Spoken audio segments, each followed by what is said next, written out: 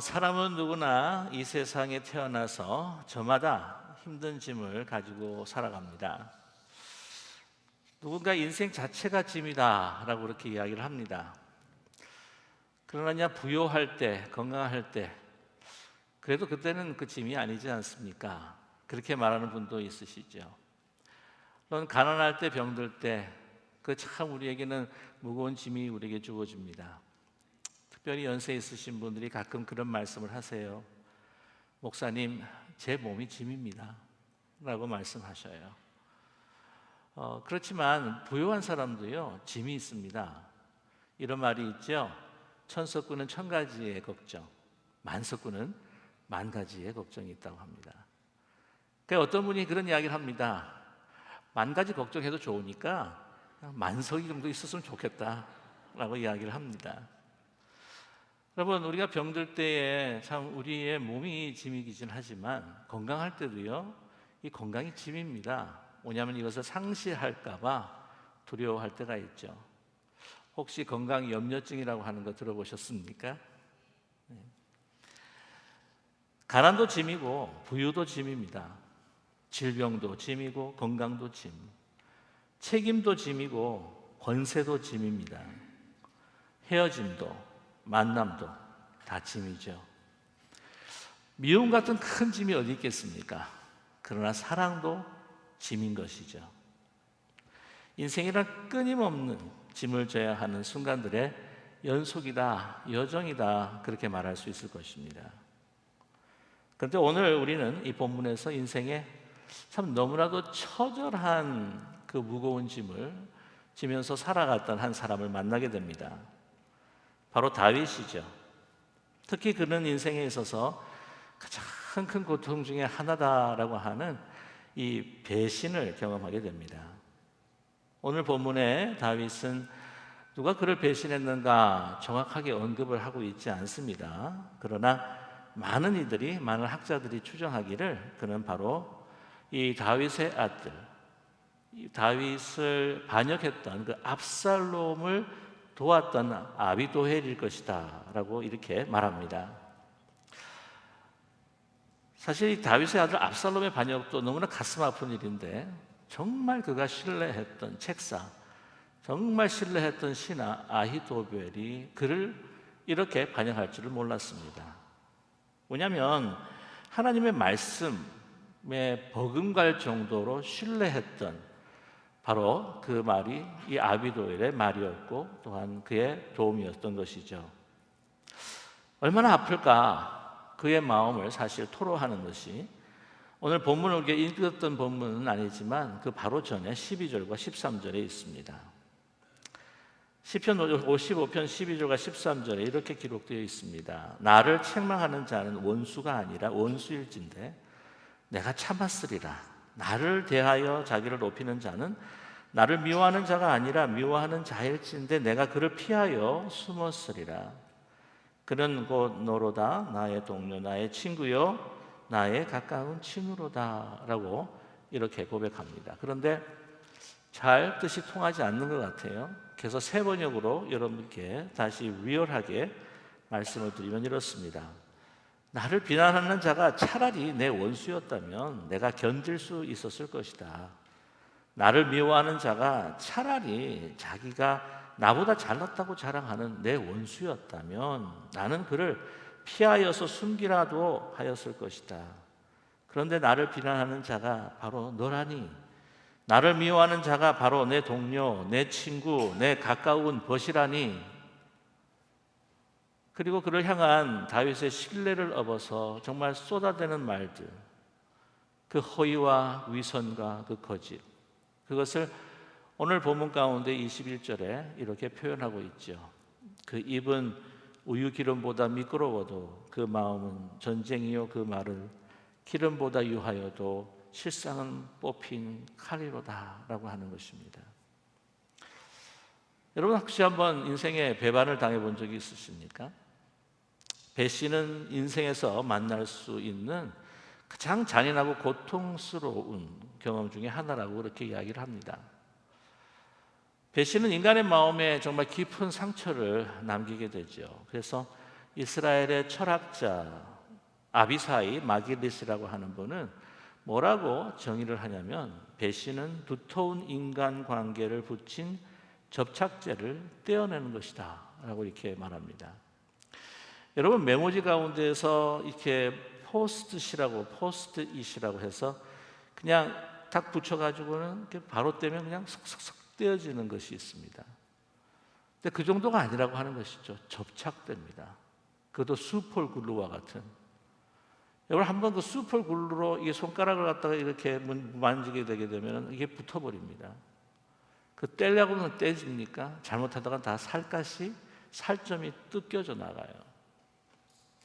우리의 신뢰 관계가 더 깊고 깊었다면 그 배신의 아픔이라고 하는 것은 정말 이루 말할 수 없는 것이죠. 살점이 뜯겨지는, 내 심장이 쪼개지는 그러한 경험이 됩니다. 그래서 단테의 신곡, 단테의 파라디시오라고 하는 그 신곡, 이 단테의 그 디바인 코미디에서는, 신곡에서는 지옥을 9층으로 구분해 놓았습니다. 그 세 권이 있지요. 파라디시오, 펄거토리, 그 다음에 인포노입니다. 거기에 보게 되면 지옥을 9층으로 구분해 놓았습니다. 배신자를 가장 지독한 지옥에 둔 것을 보아도, 그 9층에 둔 것을 보아도 배신이 얼마나 큰 죄인가라고 하는 것을 짐작할 수가 있죠. 만약에 그것이 사실이라고 한다면 그 밑에 있는, 그 9층에 있는 그 사람 중에 한 사람은 아마 가룟 유다가 아니었을까라는 생각을 갖게 됩니다. 배신의 가장 부정적인 영향이 무엇이냐? 그것은 우리의 인생에 있어서 우리의 마음에 불신을 남겨둔다는 것이죠. 배신을 당한 사람은 그때 자신이 누구인지, 내가 무엇을 위해서 살아왔는지, 내가 누구를 믿고 살아가야 할 것인지, 그 알 수 없는 혼돈과 두려움과 공포에 쌓이게 됩니다. 그래서 그러한 두려움과 그 공포를 오늘 다윗은 그 시편 55편에서 고백하고 있는데요. 시편 55편 4절과 5절의 말씀입니다.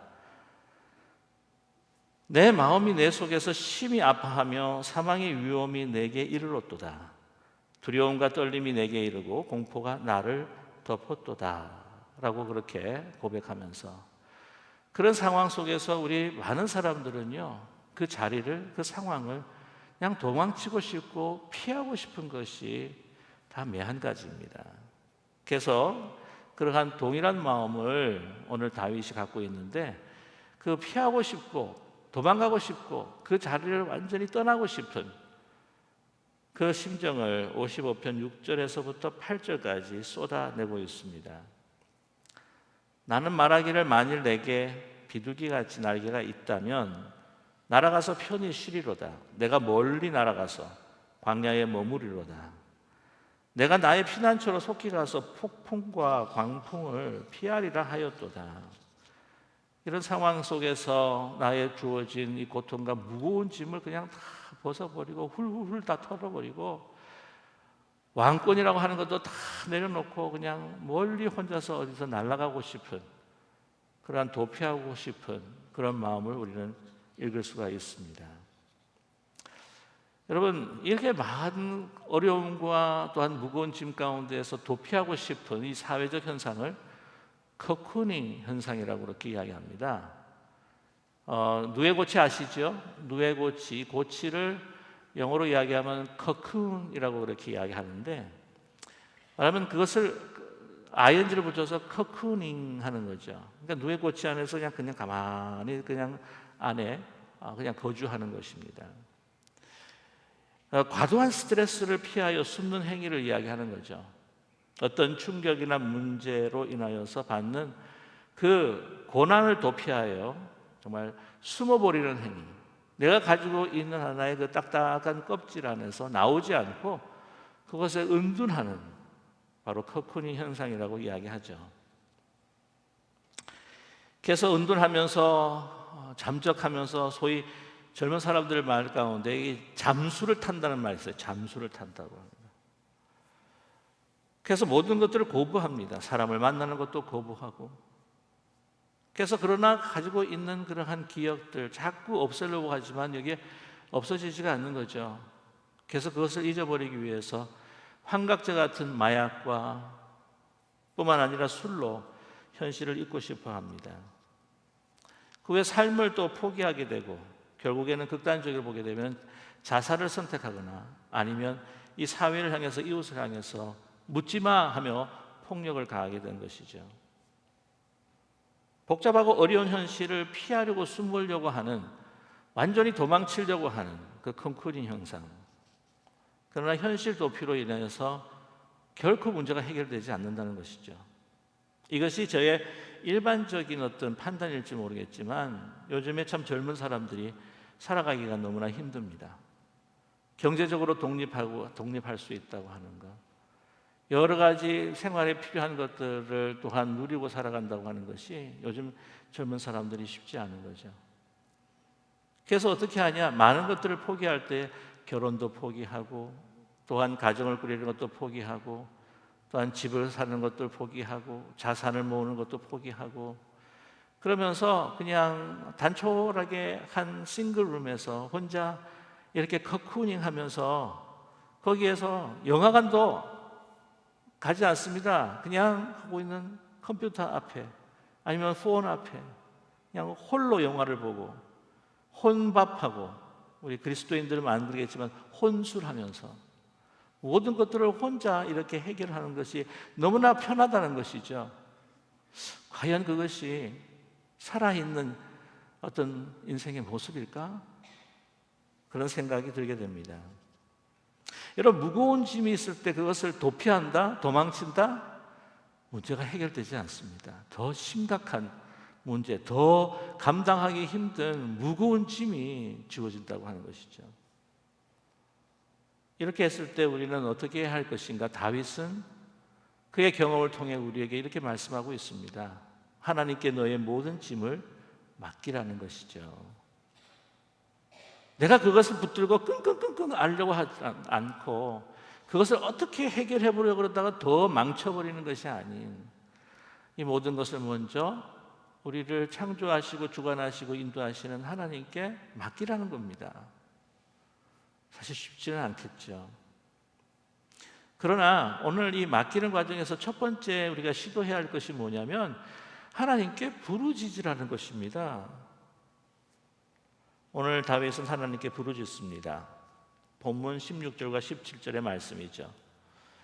나는 하나님께 부르짖으리니 여호와께서 나를 구원하시리로다. 저녁과 아침과 정오에 내가 근심하여 탄식하리니 여호와께서 내 소리를 들으시리로다. 여러분, 어쩔 수 없는 상황이에요. 너무나 놀랍습니다. 너무나 이건 너무나 충격이에요. 압살롬이 나를 반역해서 나를 죽이려고 한다? 그렇게 신뢰했던 아히도벨이 함께 나를 죽이려고 한다? 완전히 이 마인드가, 이 정신이 브레이크다운 돼 버리는 거 말이에요. 만 것이에요. 이 멘탈이 완전히 붕괴돼 버리는 그런 사건들. 그 사건 가운데에서 여러분 할 수 있는 것이 무엇이겠습니까? 하나님 앞에 부르짖고 있는 다윗의 모습을 발견합니다. 감당할 수 없는 억울함과 힘든 환경 속에서 하나님 앞에 밤낮 탄식하며 기도하는 다윗을 우리는 발견하게 되죠. 오늘 말씀 가운데에서 저녁과 아침과 정오에 그냥 단 3번만 기도했다는 것이 아니죠. 하루에 3번을 기도한다라고 하는 표현은 3번만 기도하는 것도 있겠지만 3이라고 하는 것은 거의 완전한 숫자이기 때문에 시시때때로 하나님을 부르짖고 하나님 앞에 매달리고 간구하며 울부짖고 있는 다윗을 우리는 보게 되지 않습니까? 그것이 사실 무거운 짐을 지고 가는 우리 모두에게 처음으로 제일 필요한 것이라고 하는 것이죠. 어렵고 힘들 때 할 수 있는 최고의 방법, 나 혼자 가슴앓이 할 필요 없이 다 우리의 마음을 물 쏟듯이 쏟아내는 것. 우리가 하나님의 도우심을 구할 때에 그래도 우리는 하나님을 믿고 살아가는 사람이기에 나의 작은 신음에도 귀 기울이시는 하나님, 그 하나님이 나의 사정을 알아주시고 우리의 마음을 알아주시고 상처를 싸매주시고 이 환난에서 나를 구해주실 것이다라고 하는 그 믿음, 그것이 크든지 실화리 같은지 그것을 붙들고 기도할 때에 하나님이 역사하실 것이다. 그 믿음으로 나아가는 겁니다. 그래서 포기하지 않는 거죠.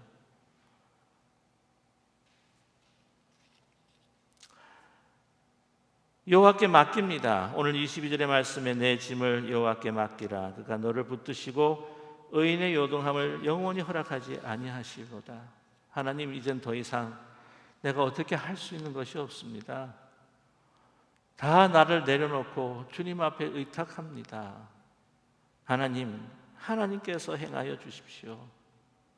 하나님께서 우리가 우리 자신을 하나님 앞에 이렇게 부르짖고 맡길 때에 하나님께서는 뭐라고 말씀하실까요?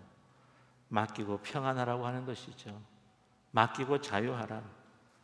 너는 자유하라. 하나님 말씀하십니다. 네가 어차피 발버둥 치고 애쓰고 노력하고 한다고 할지라도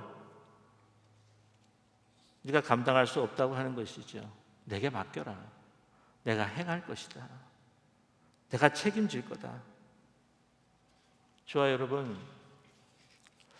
하나님이 분명히 살아 역사하시는 분이라고 우리가 분명히 믿는다면, 창조주 하나님이시라면 그분이 모든 인생뿐만 아니라 이 세계의 역사, 이 온 우주의 알파 포인트요, 또 오메가 포인트, 시작과 끝, 그 전보다도 영원과 영원까지 존재하시고 주관하시는 분이라고 한다면, 여러분, 어찌 우리의 작은 짐, 하나님께는 어떤 문제나 어떤 짐도 하나님보다 클 수는 없습니다. 우리가 맡겨드릴 때에 하나님께서는 들으시고 행하실 줄로 분명히 믿습니다. 우리 문명을, 우리의 인생을 맡기는 겁니다. 그분이 생명의 주인이십니다. 심지어는 죽고 사는 것조차도 여러분, 우리가 걱정하거나 그것이 짐이 될 필요가 없습니다. 다 맡기는 것입니다. 유명한 역사가 베어드라고 하는 분이 이렇게 이야기합니다. 한평생 역사를 연구를 했더니 결론이 뭐냐면 하나님 마음대로 될 것이니까 그분한테 맡기고 순종하십시오 라고 하는 말이었습니다. 여러분, 시민 인권 운동을 앞장섰던 마르틴 루터 킹, 그는 그렇게 저항하며 인권을 옹호하며 또한 그 흑인의 인권뿐만 아니라 우리의 그 인권은 바로 백인이 살 수 있는 동일한 세계가 하나님 안에서 열릴 것이라고 하는 믿음을 가지고 외쳤을 때 우리는 나아갑니다. 그리고 역사는 우리가 어떻게 뭐라고 하든지 간에 바로 하나님의 공의와 사랑에 치우쳐 있습니다. 그곳으로 향하게 될 것입니다. 여러분께서 선택하십시오라고 그렇게 외쳤습니다. 여러분, 하나님 앞에 맡기는 겁니다. 보이지 않는 하나님이지만 믿음으로 내 손을 그냥 맡기는 겁니다.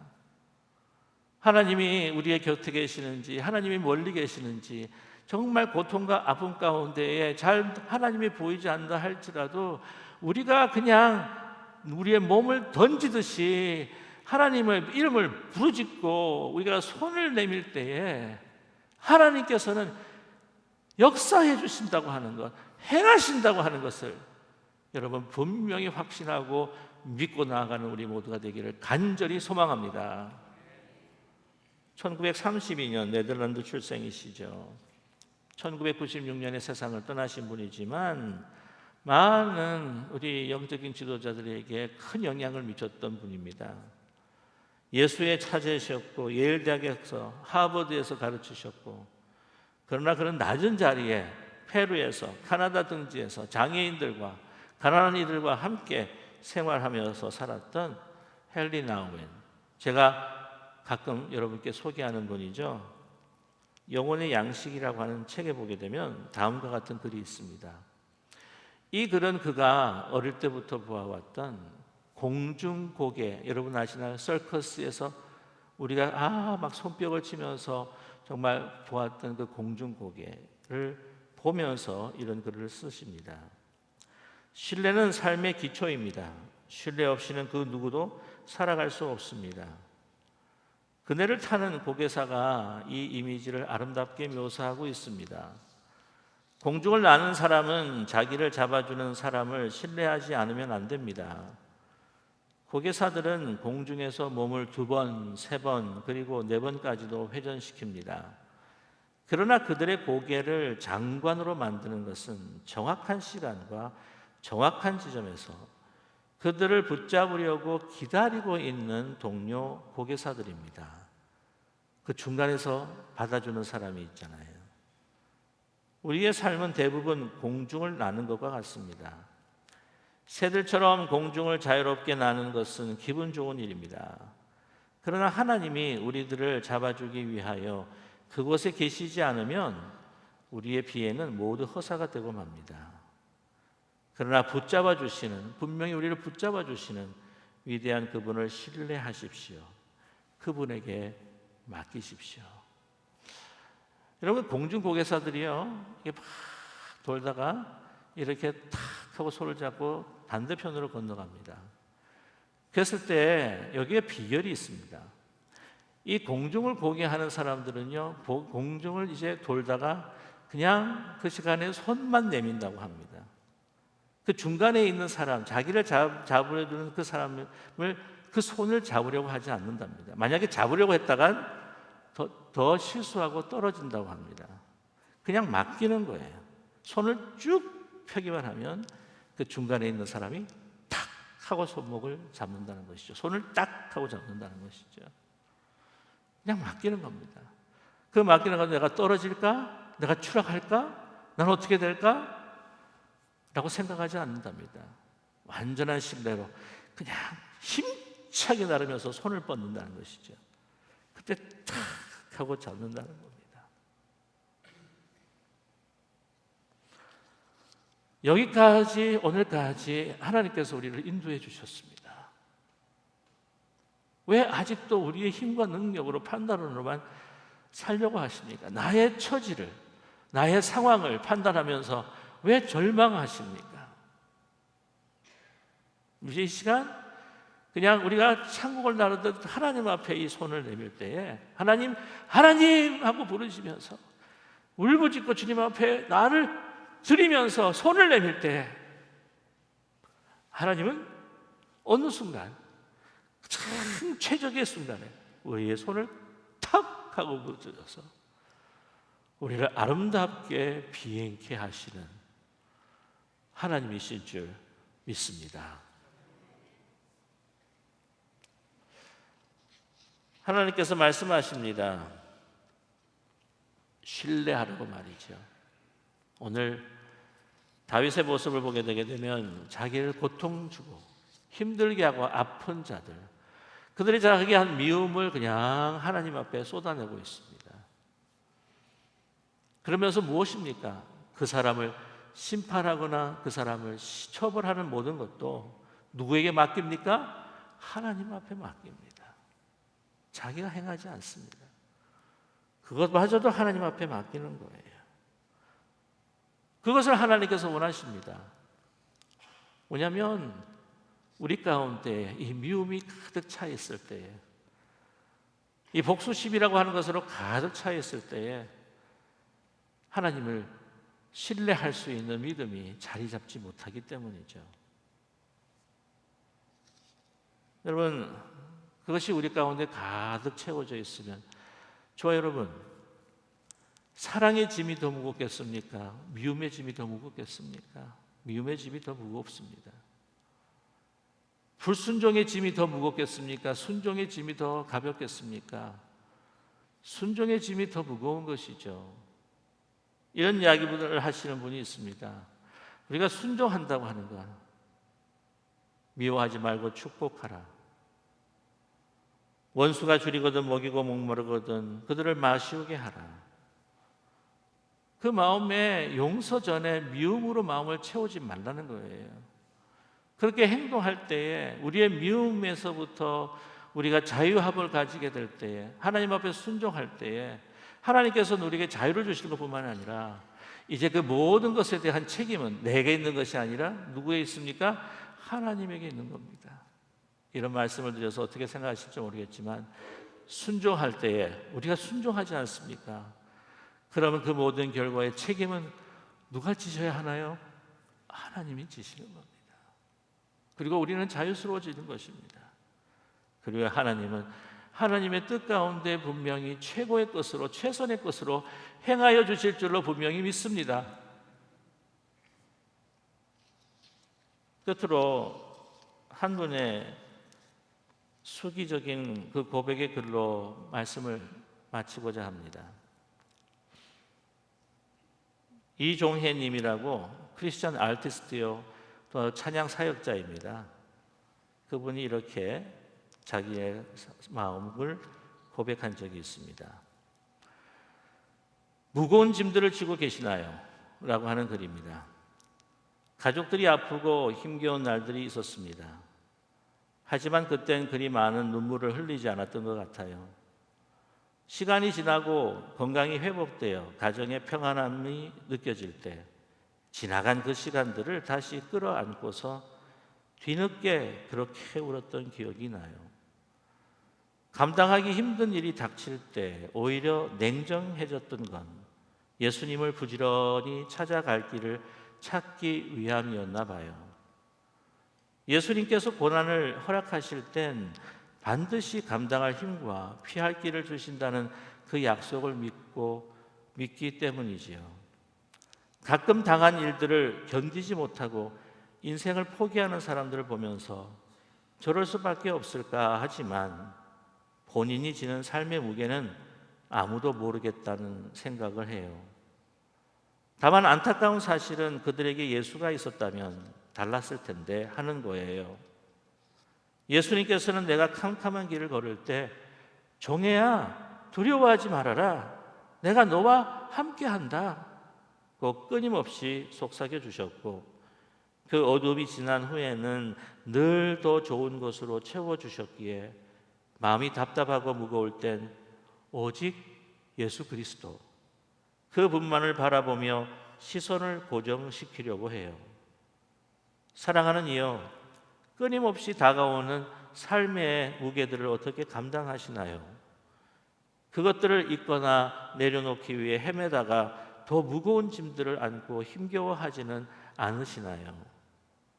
구원의 주, 결코 후회하지 않을 그 이름 예수를 부르세요. 그대를 지금부터 영원까지 보호하시고 구원하실 거예요. 저와 여러분, 너무나 무거운 짐으로 힘들어할 때 주님의 이름을 부르짖으십시오. 우리의 작은 신음에도 귀 기울이시는 주님이 우리 가운데 다가오셔서 우리가 허공을 향해서 내미는 손처럼 어쩔 수 없이 연약한 모습으로 올려드릴 때에 하나님께서는 그 손을 붙들어 저와 여러분을 일으켜 주실 것입니다. 그리고 우리를 통해서 우리가 예상하지 못했던 너무나 아름다운 일들을 우리를 통해서 행하실 것입니다. 저와 여러분, 우리의 모든 무거운 짐을 이제 주님께 맡기시는 저와 여러분이 되시기를 주님의 이름으로 간절히 축복합니다. 기도하겠습니다.